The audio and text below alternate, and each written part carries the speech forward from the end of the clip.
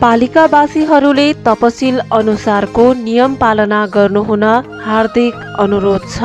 सामाजिक समस्या जस्तै बालविवाह, श्रम शोषण, दाइजो प्रथा, बहुविवाह, छुवाछुत, मद्यपान, जुवातास, घरेलु हिंसा, लागु औषध सेवन, अन्धविश्वास, सामाजिक भेदभाव लगायत अन्यको खुलेर प्रतिकार गरौँ र यस्तो भए गरेको पाइएमा सम्बन्धित निकायलाई कारबाहीको लागि जानकारी गराउँ। जन्म दर्ता, मृत्यु दर्ता, विवाह दर्ता, बसाइसराई लगायत अन्य घटना दर्ता सम्बन्धी काम समयमै गरौँ। सभ्य र असल नागरिकको परिचय देऊ। समयमा कर तिरौँ र जरिवानाबाट बचौँ। समयमा कर नतिर्दा वडा वा पालिकाबाट पाइने सेवा सुविधाबाट वञ्चित हुनुपर्छ।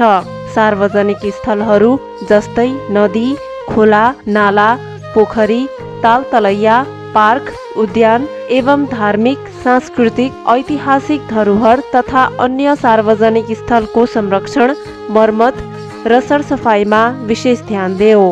बेमौसमी खेतीलाई प्रोत्साहन गरौँ।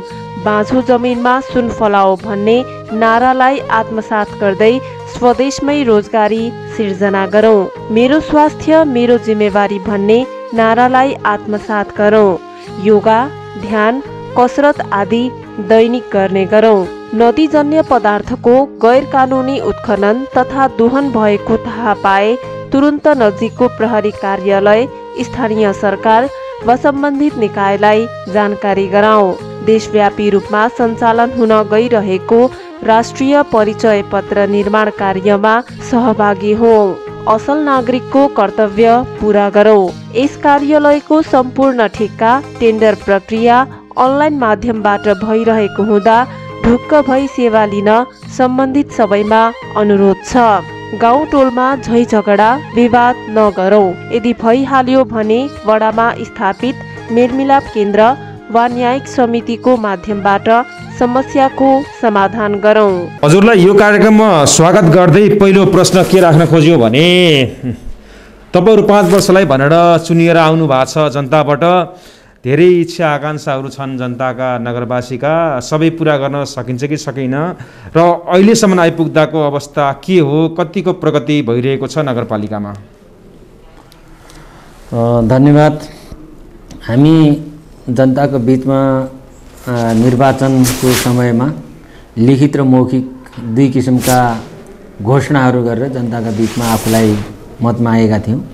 सोही अनुसार जनताले हामीलाई विश्वास गरेर यो जिम्मेवारी सुम्पिनु भएको छ।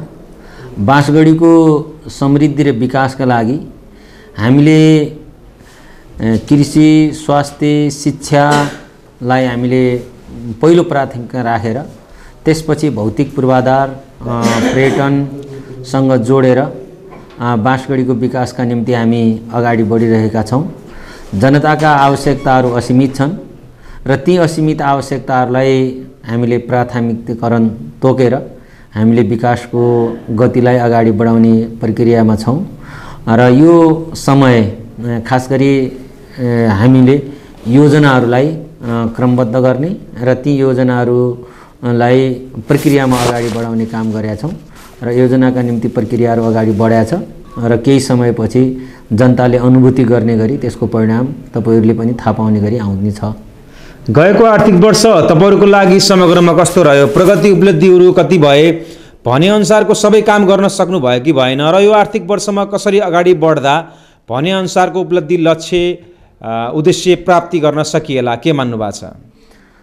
हामी निर्वाचित भइसकेपछि अब वर्षातको समय थियो, त्यसपछि निर्वाचन सङ्घ र प्रदेशको निर्वाचनहरू पनि भए। ती निर्वाचनका कारणले गर्दा केही काममा ढिला पनि भयो। तर पनि हामीले पहिलो वर्षको लक्ष्य पुरा गरेका छौँ भन्ने हामीलाई लाग्छ। किनभने हामीले कुन विषयलाई प्राथमिकताकरण गर्ने र कुन हाम्रो बढी आवश्यकता हो जसले जनताको प्रत्यक्ष त्यसले लाभ दिन्छ भन्ने विषयहरूलाई हामीले छनौट गरेर प्रक्रियामा हामी अगाडि बढ्यौँ र सोही अनुरूप हामीले काम गऱ्यौँ।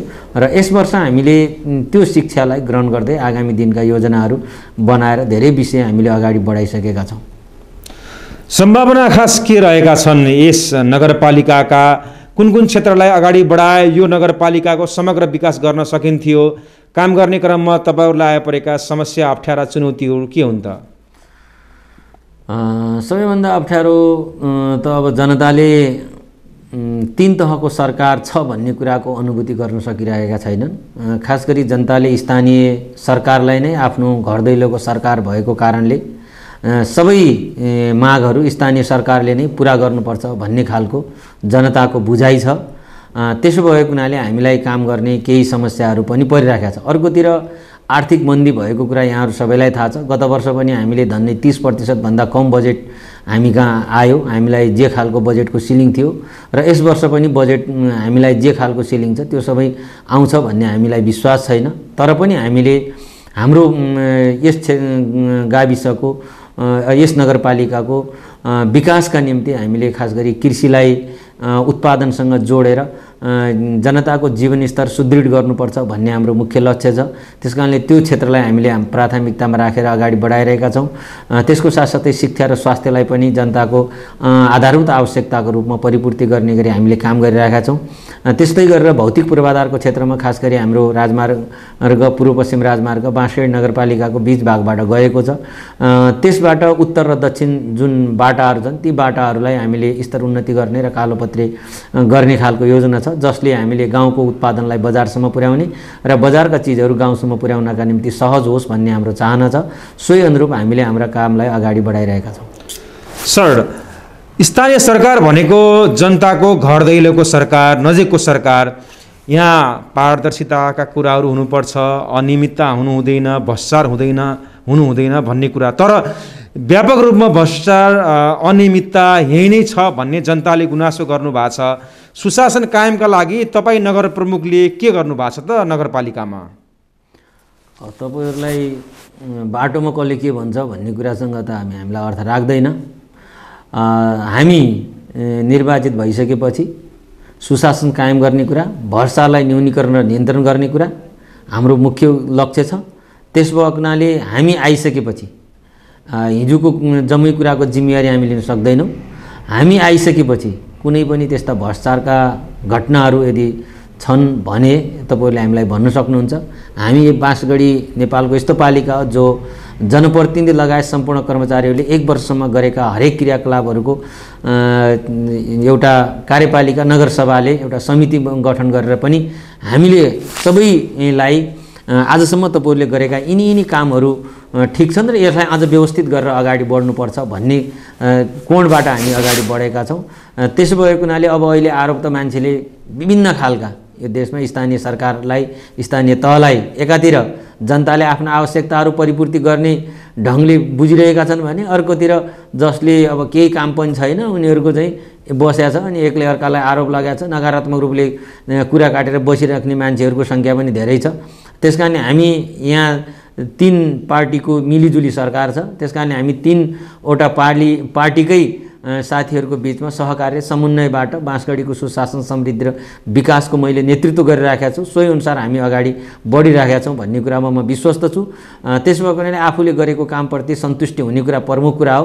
त्यसकारणले आफूले गल्ती गरेका छैन भने बाटोमा कसले के भन्छ त्यो कुराले केही अर्थ राख्दैन। सर, समन्वय सहकार्यको अभावले गर्दा पनि धेरै डुप्लिकेसनहरू भए भन्ने कुरा हामीले सुनेका छौँ। यो पहुँचको आधारमा, सोर्स फोर्सको आधारमा पनि अनुदानहरू वितरण गरिन्छन् भन्ने कुरा पनि आयो। तपाईँ त अब नगर प्रमुख हुनुहुन्छ, त्यस्तो नहोस् भन्नको लागि के गरिएको छ र जनताको आय स्तर वृद्धिका लागि, उनीहरूको जीवन स्तर उकास्नका लागि भएका प्रयासहरू के हुन्? कस्ता तालिमहरू तपाईँहरूले उहाँहरूलाई दिनुभएको छ? कार्यक्रमहरू रहेका छन् उहाँहरूको लागि, त्यो पनि स्पष्ट पारिदिनुहोस् न।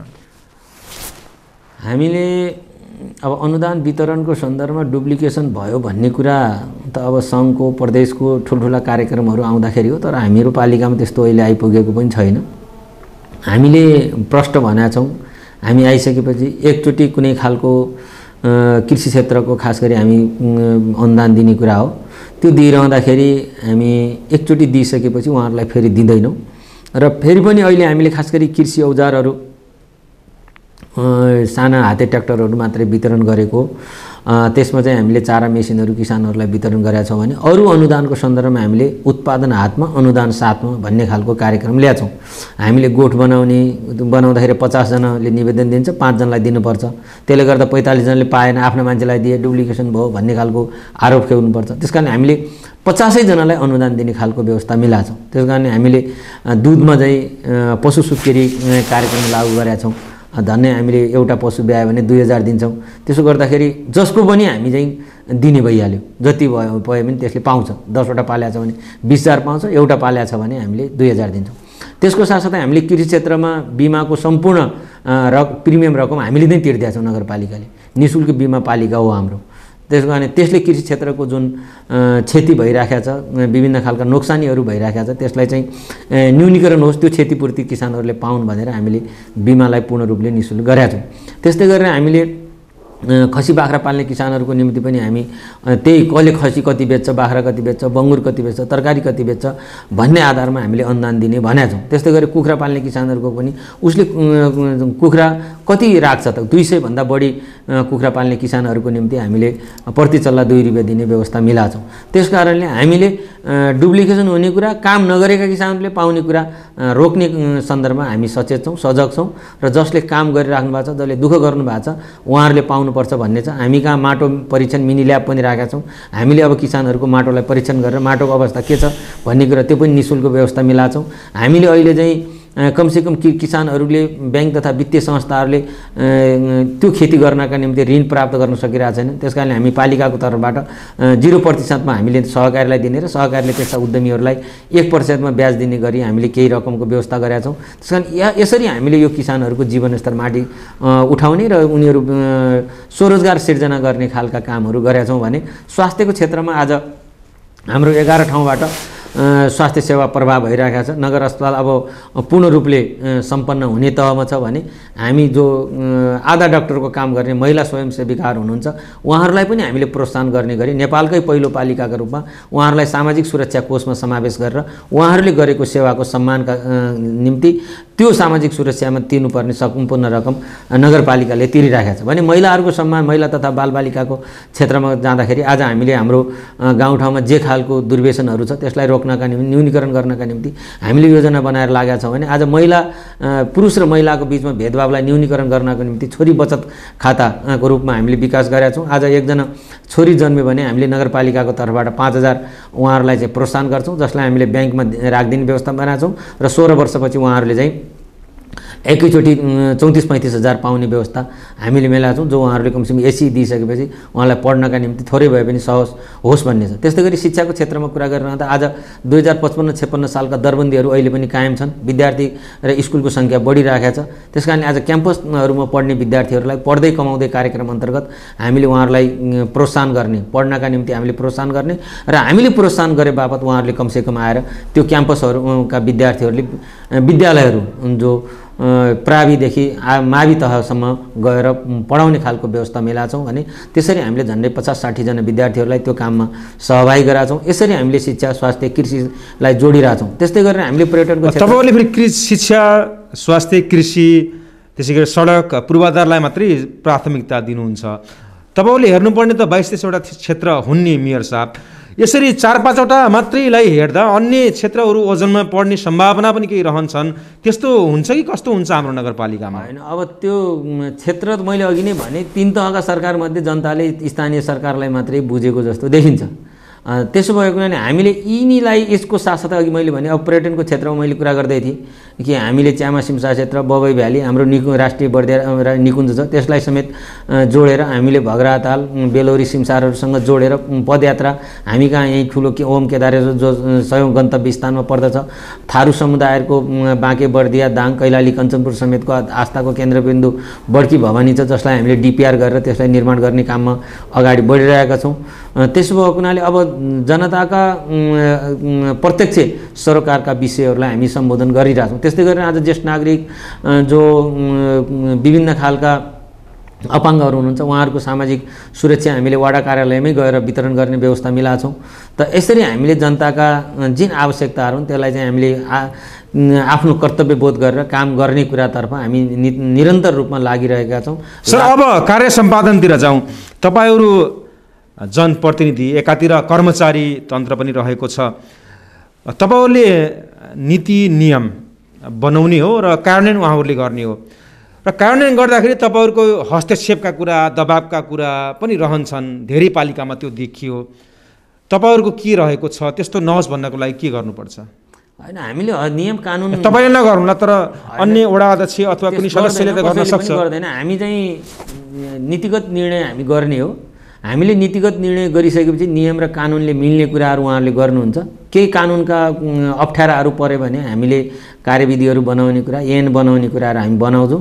त्यसले रोकेका कुराहरू हामीले गर्दैनौँ। त्यस्तो गलत काम गर्नका निम्ति हामी कसैलाई दबाब पनि दिँदैनौँ। सर, विपद कस्ता कस्ता यहाँ रहेका छन् हाम्रो नगरपालिकामा देखा परेका छन् र विपद आउँदा विपद व्यवस्थापन समिति पनि रहेको छ होला। तपाईँहरूको भूमिका, उहाँहरूको भूमिका के रहन्छ त्यति बेला भनिदिनुहोस् न। अब अलिअलि हामी कहाँ डुबान, त्यो पनि एकदम माथिबाटै ठुलो पानी आएर हुँदैन।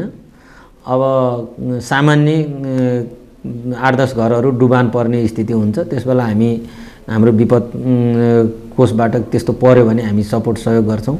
अलिअलि नदी कटानको समस्या हामी कहाँ छ, त्यसलाई हामीले नियन्त्रण गर्नका निम्ति सम्बन्धित निकायहरूमा भनिरहेकै छौँ।